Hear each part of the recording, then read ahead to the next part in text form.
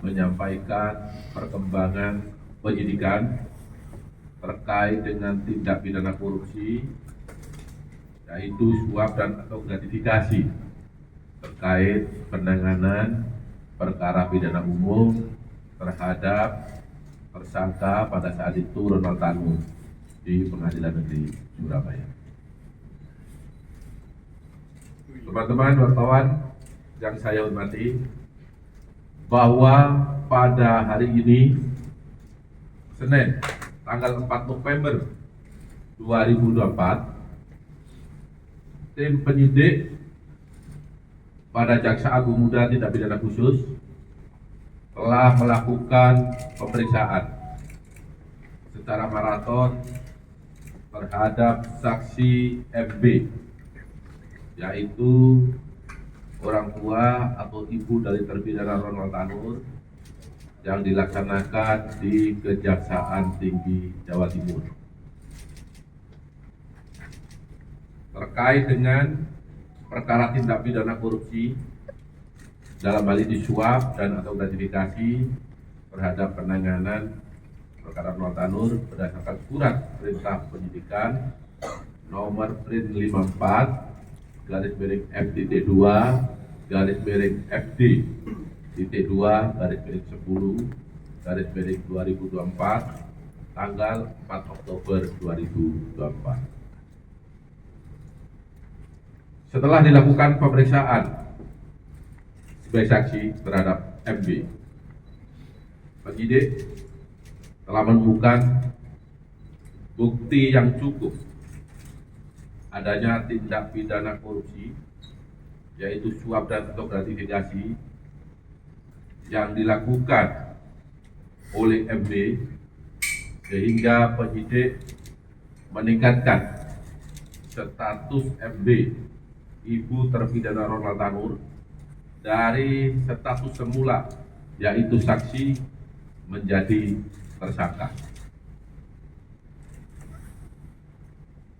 Status tersangka ini didasarkan surat penetapan nomor 63 garis miring F.2 garis miring FD.2 garis miring 11 garis miring 2024 tanggal 4 November 2024.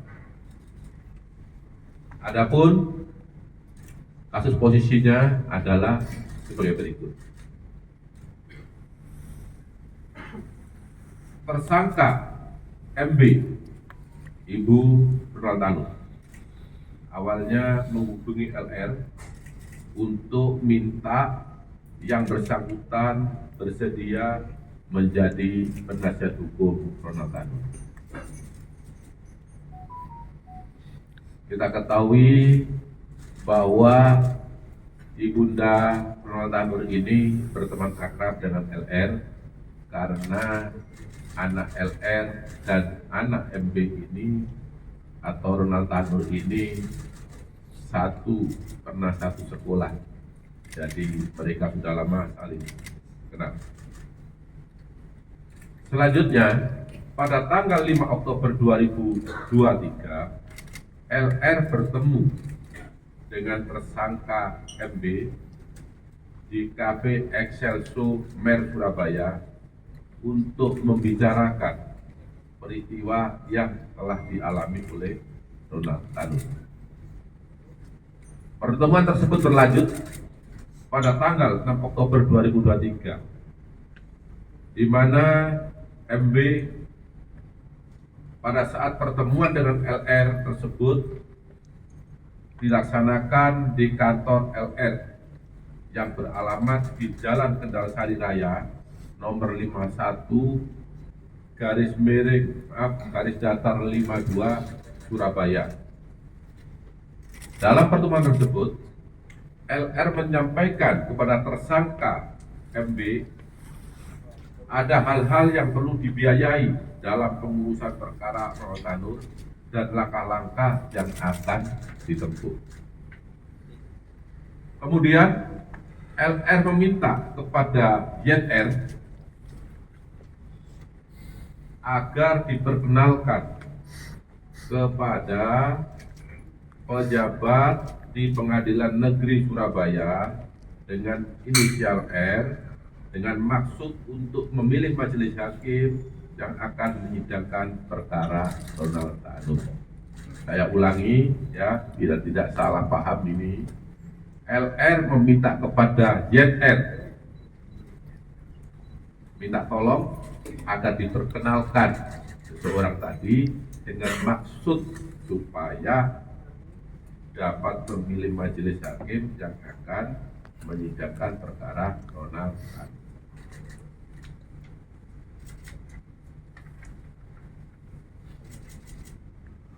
Kemudian Ronald Tanur, kemudian LR bersepakat dengan tersangka MB untuk biaya pengurusan perkara Ronald Tanur berasal dari tersangka MB.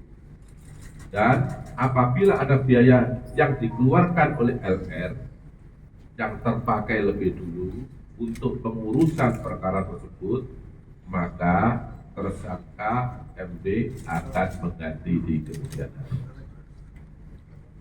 Di dalam setiap permintaan dana oleh LR terkait pengurusan perkara, LR selalu meminta persetujuan kepada tersangka MB, serta LR meyakinkan tersangka MB untuk menyiapkan sejumlah uang guna mengurus perkara Ronald Tanur agar perkara Ronald Tanur tersebut dibebaskan oleh majelis hakim.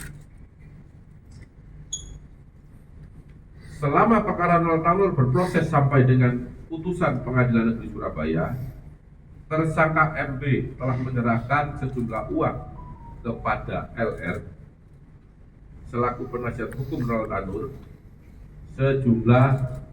Tersangka MB telah menyerahkan sejumlah uang kepada LR selaku penasihat hukum Ronald Tanur sejumlah 1,5 miliar yang diberikan secara bertahap. Selain itu, LR juga menalangi sebagian biaya pengurusan perkara tersebut sampai putusan Pengadilan Negeri Surabaya sejumlah 2 miliar, sehingga totalnya 3,5 miliar rupiah. Terhadap uang sebesar 3,5 miliar rupiah tersebut, menurut keterangan LR diberikan kepada majelis hakim yang menangani perkara dimaksud. Terhadap tersangka MB telah dilakukan penahanan selama 20 hari ke depan berdasarkan surat perintah nomor 53-FIT2-FD-2-12-2024 tanggal 4 November 2024. Penahanan dilakukan di Rutan Kelas 1 Surabaya, Cabang Kejaksaan Tinggi Jawa Timur. Terhadap MW disangka melanggar Pasal 5 ayat 1 atau Pasal 6 ayat 1 huruf A junto Pasal 18 Undang-Undang 31 tahun 1999 tentang pemberantasan tindak pidana korupsi sebagaimana telah diubah dengan Undang-Undang Nomor 20 Tahun 2001 tentang perubahan atas Undang-Undang Nomor 31 Tahun 1999 tentang pemberantasan tindak pidana korupsi junto Pasal 55 ayat 1 ke 1 KUHP. Demikian informasi perkembangan penyidikan yang dapat saya sampaikan pada malam hari ini. Apabila ada yang masih kurang jelas, ada ucapan yang kurang berkenan, saya mohon maaf.